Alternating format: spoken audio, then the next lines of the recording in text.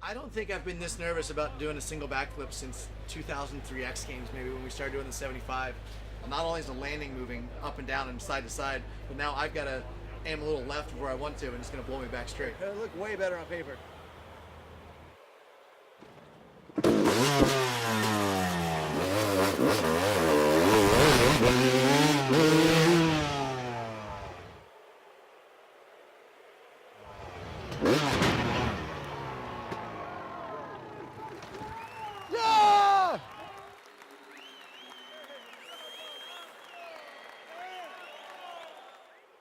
Well, another world's first, and you made it look easy, bro. Nitro Circus, Travis Pastrana. One of the scariest stunts, just because there's so many factors that are outside of your control, and luckily today, everything lined up. The rain went away, it dried up enough that it wasn't too slick, and had a pretty good side wind, but it was fairly consistent, so aimed a little left, and it was like a golf ball. Blew me right back to the center, so perfect.